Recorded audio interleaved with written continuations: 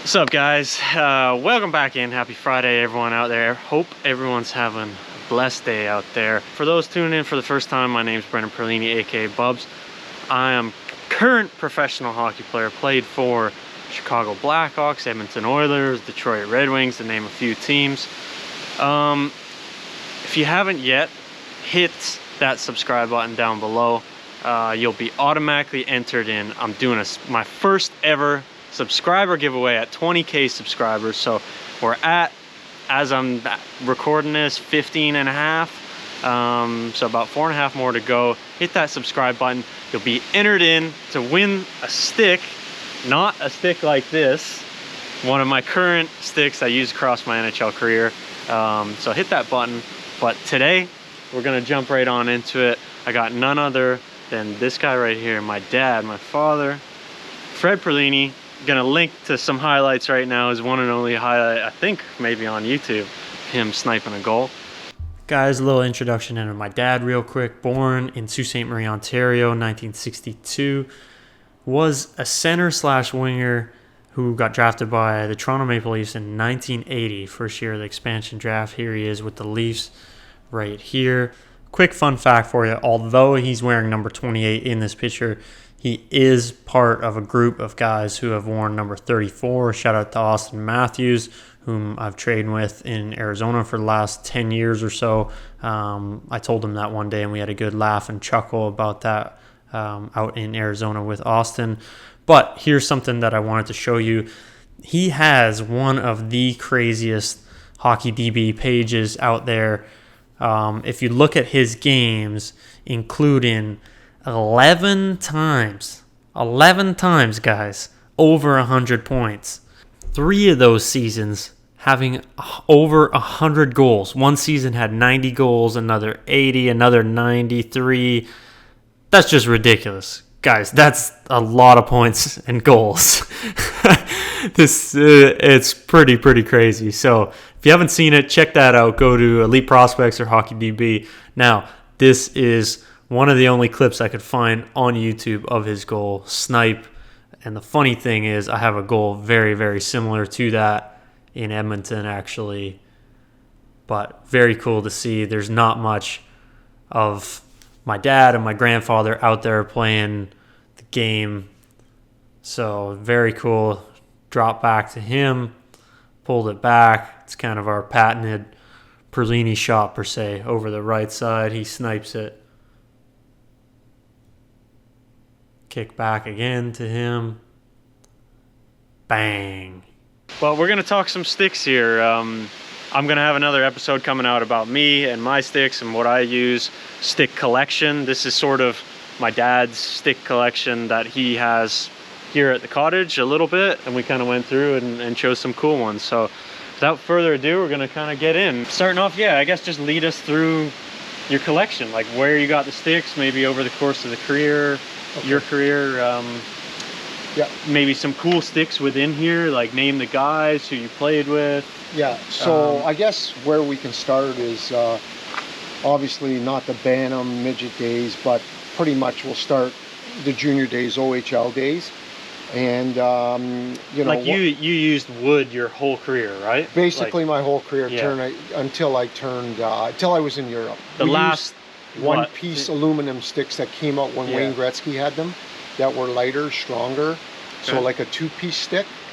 And then obviously, like nowadays, just teaching, I use something that you use, a composite stick. But yeah, we pretty much grew up with wood. You know, in our day, you know, through the 50s, 60s, you had people like Bobby Hall, and Stan Mikita, who I spoke to, Bobby Hall, by the way, back in Chicago when he was alive, about how he did curve the stick, him and Stan Mikita. I spoke to Stan Mikita's wife, spoke to Bobby. He personally told me what they did back in St. Catharines when they played for the TPs. It's a real cool story. We can get into that. But yeah, so what's like, I guess, we got Boreas Solomon here. Like, so run through all the names. Boreas Solomon. Who else? This is Bob McGill. Yeah. So real. Yeah. So obviously playing junior in Toronto for the Marlies. You know, I was very, very fortunate. I was a draft pick, and you know, we used to use similar Sherwoods to this. This is a guy by the name of Tom Lysiak, played for Atlanta, first round pick, wore number 9, had a high lie. You know, so what would that would be what lie? Oh, that's a lie 7. That's the first time I've ever seen a lie 7. And so what were they all before that? Usually 4, 5s, and 6s.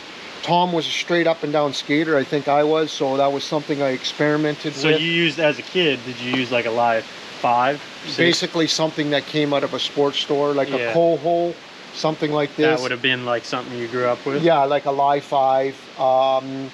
You know, so we, you know, as kids, we basically use lie 5s, you know. And then, of course, you know, I think like a lot of hockey players that turn into golf, for example, they do a lot of tinkering. And in my day, we did a lot of tinkering because we didn't have patterns like we do today. So we made our own patterns with the sticks. I always like, here's a Marley stick here. Yeah, that's cool. That's a CCM Marley stick. Let me ask this: when I played junior in Niagara, they actually did kind of the same thing, but they put ice dogs along there. They didn't put our name bar. Right. Did you actually use this? Like yes, yes. And would they do the same thing because it was in junior? They put Marley. Yes, and then obviously with your tape knob up here, you would have your name and your number, kind of like Lysiak has here, without the name. So. And also I want to ask this, like, the video is more so going to be from me asking a lot of questions too, and these are genuine questions of like how it differs from my day, current day, to then. What was the one you had? This. Was there any choice in like anything else, or it was pretty much just like they gave everyone the same sort of stick? You know what I mean? Yes, there wasn't a choice. So, see, unlike the AHL, they have a deal with CCM. Everybody used CCM. But in our day, it was kind of mainly the Canadian 6001s, Cohos, and the CCMs, and Vic. Here's a buddy of mine, Bob McGill, played with the Leafs in the early 80s. That's an example of his Vic. So we would have the choice of, like, you know, Coho, Sherwood, CCM, pretty much what you see here. Now, coming to the pattern, say if I used a lie 5 or 6, I would curve it the way I wanted to. I always liked a rounded knob feel. So sand it down. You would shave that right down. Shave it down. Same with I didn't like anything heavy. Unlike, say, somebody like this here. These Titans were a popular stick. Like Rick Vive used a Titan, and so did Daryl Sittler for a while. But these are like, and obviously Wayne Gretzky used a Titan back in the day. These are a heavier stick, a lot heavier stick. And those guys all had big hands and were strong men. Believe it or not, Wayne Gretzky was only 175 pounds, but he had a big hand, and he was strong with his arms. So, but I always liked a light stick, a good feel. I always liked the toe curve. Unlike today, you know, the kids today shoot rockets with these composite sticks. Let me ask now, so you mentioned toe curve. That was like the first, was that the first curves that set in? Because it went from, like, you used toe curve here, like we can show a couple, and then it went to heel. Well, yeah. And then now it's come back to toe. Like mine are all, it's all about toe curves. Well, here's an example here. So here's 2 hockey legends in my day. This is Greg Malone's stick, my buddy Bugsy Malone. This guy played for Pittsburgh Penguins. You see the Penguins signed it for me back in the day. That's what I was going to ask. Yeah, so, you know. That's all the Penguins? Yeah. And, you know, he wore number 12. But if you look at his stick, it's dead straight. But look how much longer the blade is. You couldn't buy that blade in the store. Yeah. So that was the difference. But it was dead straight. Now, that would have been late 70s, early 80s. Okay, and the first time I actually seen a toe curve is another friend of mine that played for the Leafs. His name was Walt McKechnie. And it's right here. Yeah. And there's his toe curve, but look how long the blade is. That's like a modern day, that's what I would sort of use, basically. Yeah, but he also had a good heel on it for backhand. Again, Walt was a straight up and down skater for the Leafs and the Red Wings, and he used a lie 7 as well. So these are the first time, you know, as a 16, 17, 18, 19-year-old kid that I ever seen a lie 7 stick, ever, with a big blade. That's actually a big curve. Yeah, that's Walt McKechnie. So think, like, for anyone out there watching today's day, like, what was the one that I had seen earlier? This Salmon one.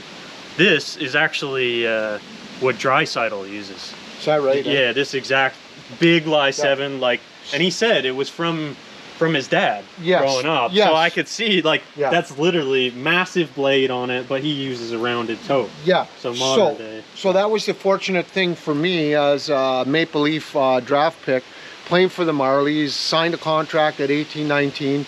So, like, Borja Salmon, God bless his soul, we know he's passed away. I've got a few of his 6001 sticks that he gave me, but him and Daryl Sittler used to give me a lot of 6001 sticks, and so did Lori Boschman. And these were kind of, look at the tape on that. I haven't retaped, they've been all stored. But they're basically, look how long the blades are. So I started using one, but the benefit of this, those guys were so talented. The only benefit I ever got out of a stick like this, it was very light, but for draws, for face-offs and passing was excellent. For shooting, for me, it wasn't good. Couple things I got. Why do you always use square toe, number one? It's just something that developed over junior. I think if you look at Salmings and Sittlers, they had a square toe. Daryl, that was a popular thing back in the day, like everyone tried to use well, square look at toe, Bob McGill. Yeah. You know, Bob was noted. You know, he had decent hands. Although he was a tough guy and a great guy, you know, he had decent hands, and he used a square toe. They're all, yeah, so if you look at them, you know, think that was more like they just made them that way, or you guys actually, like, I think that was an NHL pattern. But in saying that, I remember when Europeans started breaking in, not so much, I mean, Salming led the way, but guys like Miroslav Fricher, all these guys started coming through. That's the first time I seen they started bringing round toes over, and they came over from Europe. Oh. That's what I remember. So, how many, if you can remember off the top of your head, how many sticks would you go through?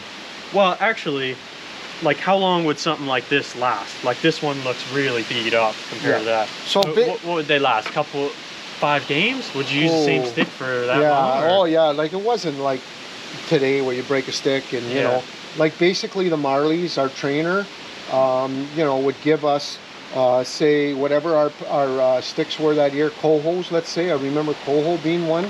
They would give us you know, to start off the year, 12 of them each. Yeah. You know, and then so they would straight up give you 12 to have on your rack. Yeah. Or you would have them in storage, and you'd have them in storage, a couple and I have going at a time. Two or three at a game, and then obviously, you know, you're hanging around the rink a lot, and that's when you do your.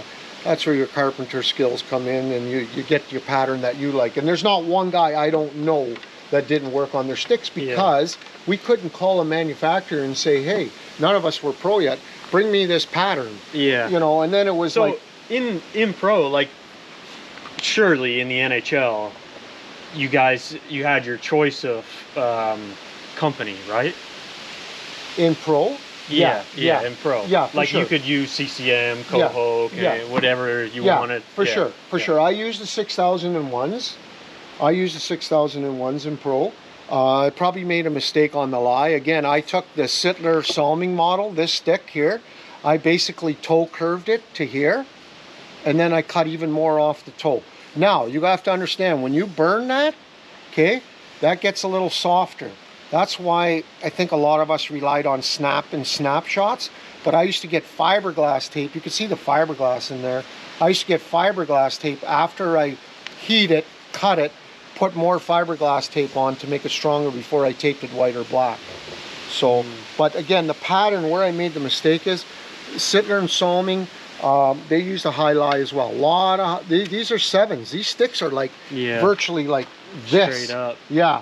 So I think I should have stayed into a 6, but that's basically what I used. And in junior, again, I went anywhere from CCM to Cohos. That's what I remember being and the Sherwoods here. What did you think, off the top of your head, like how many you went through? You went through 12, you said, about a season? Or? I'd say... Like in pro? I'd be lucky in junior to go through 26 a year. Yeah. I'd be lucky I guess to bring it into now, I use 1 a game, so you know, do the math over 82 games. Sometimes you're breaking them during the game, getting a new one cut.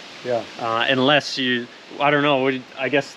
Well, I was fortunate because if I had a shortage of sticks, Danny Marr was our trainer, and you know, if I was at a leaf practice watching them, I just asked Daryl or Borja, and they'd bring over a dozen sticks for me. Nice.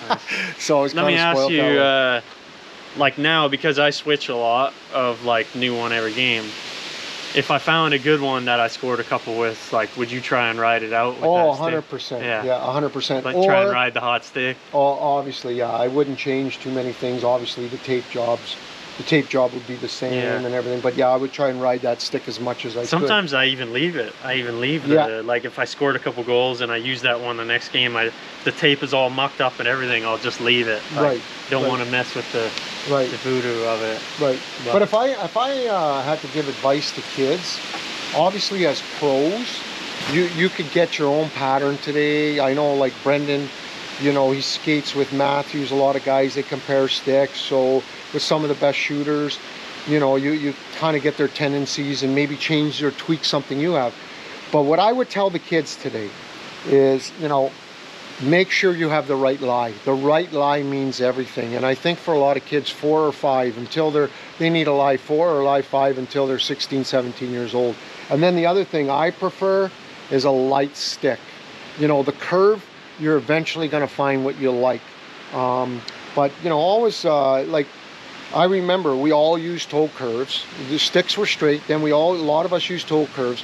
And the first 2 guys I've seen use heel curves were Billy Derlego, who scored 96 goals out in the Western League, and then played pro for 10, 15 years. He scored 40 a few years in a row. He had a nice little good guy, Billy D. He had we don't have any here because I never used any of those, but heel curves are basically, you know, they're all heated up here, and then the stick feathers out like that, like almost like a 7-iron. So you're kind of using a mini slap or a snap, and the puck goes like a rocket. And the other guy that had one of those that I played with in the minors was Stevie Thomas, Stumpy.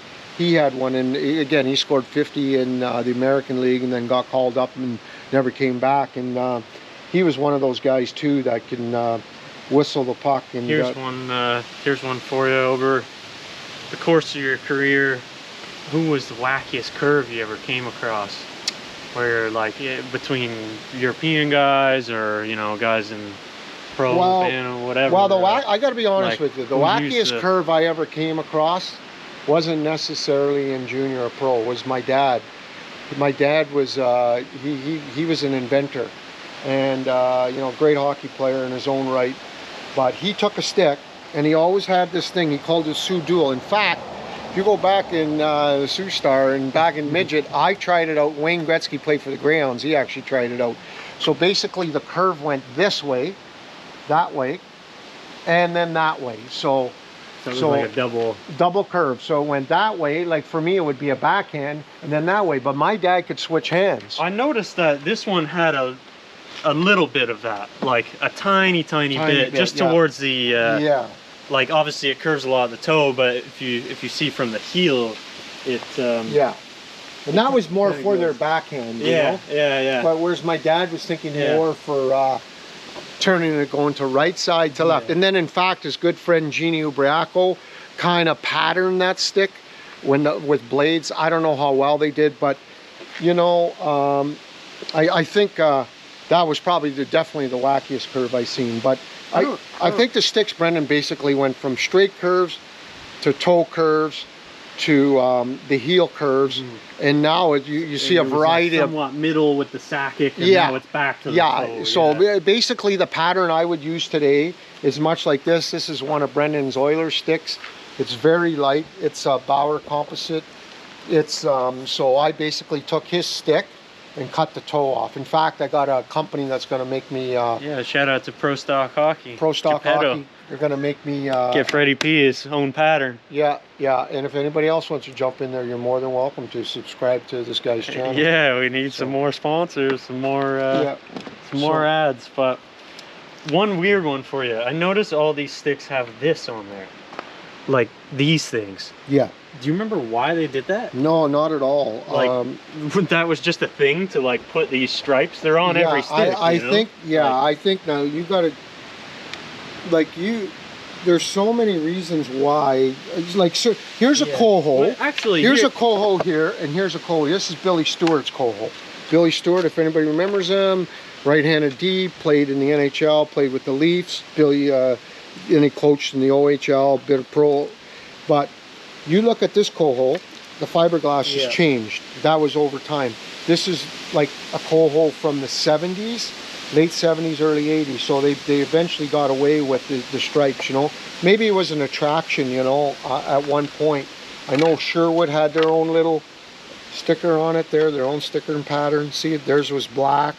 Let me ask this one, because so for the guys in the dressing room, I'm always like now, the year 2024, I'm like, how can we not, like, you can customize, obviously this, when I was playing in Edmonton, got the orange and stuff, but I still don't understand, like, how we can't customize, like, you know how Michael Jordan made his own shoe? Yeah. How we can't make our own skate, the whole design of it, of the whole stick. So I'm still like, I understand, I guess you have to show power and all that, but what were you guys back in the day in the dressing room being like, oh man, like, I can't wait to get my own curve, or I can't wait to like, did you have any like thought of like even designing a stick, or like the way it looked or anything like that? Yeah, I think the big thing is, because it was all wood, you know, you either had white or, you know, basically it's white or brown. Exactly, exactly. I often wondered about that. Did anybody like, no, did you want a black stick or anything like that? I started experimenting, and then some guys did it. I started experimenting, spray painting my blade black. Yeah. And the only reason I did that was I was told from a couple good hockey players that, you know, it kind of hides the puck. That's why I always recommend kids use black tape instead of white. But again, that's preference, you know. Yeah. But that's probably the only time, you know. And then I had guys do the opposite. I know, like this guy. Did guys complain about their gear or anything at all? Of like, you know, or were they just more so like happy to use it? I think you know how picky like we all are these days. Yeah, I think you know.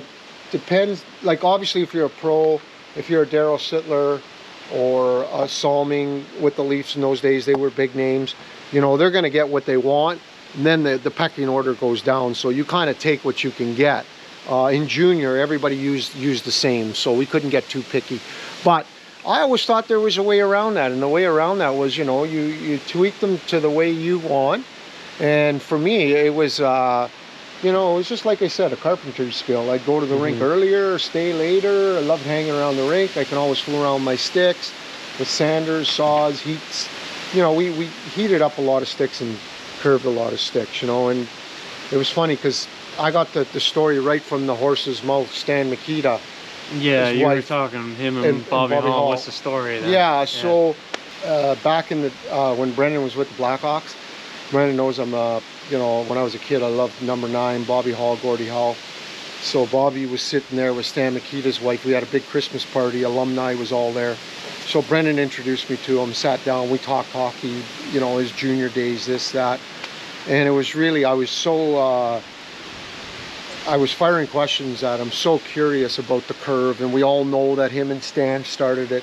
So he told me the story. It basically was after practice, you know, in St. Catharines, he played for the TPs, him and Stan, and he basically said that Stan started it because he cracked his stick. He was right-handed, and he cracked his stick.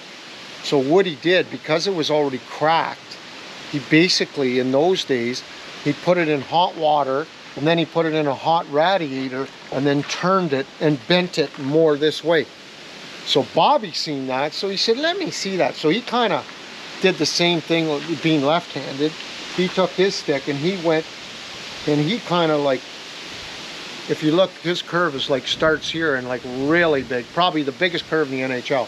So he immediately went on the ice, Bobby said, and started firing slap shots, and noticed a difference in the speed of the puck and how much more, how much harder you can shoot the puck.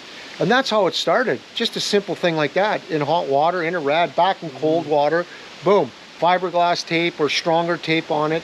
And crazy to think before that there was no even curves or nothing. Yeah, yeah. And like I said, Bobby Hall, you know, one of the best shooters around, wooden stick. The other one of the guys that played in my era that never used an aluminum stick or, you know, a composite stick was Al McInnes. He's the one who hit me in the teeth, so I got the proof. But he used a wooden stick his whole life and had the hardest shot in our era. So between Bobby and him, you know, I think, you know, they found a way of doing it, but there's no other consequence for a hard shot than practicing. But if you have the opportunity to get the right pattern, find a stick you like, nobody could tell you exactly what kind of stick you need. You have to find the specs that you like anything else. All right, guys, well, you heard it right here from the horse's mouth. So we went through Daryl Sittler. Who else we got? Solomon, Bob McGill, Bugsy Malone. Seen some cool Tom Lysiak, old pros and what they used growing up. You've seen what he used growing up. But yeah, guys, thanks as always for watching. We appreciate it. I'm gonna have my own episode dropping soon of my stick collection. I got a couple good ones: Ovechkin, Kucherov, bunch of good guys. So we'll go through more of a modern stick collection, what I use. And yeah, guys, have a great day out there. Thanks again for watching. Hit that subscribe button. Enjoy your Friday, because I know I will. See you later. Peace.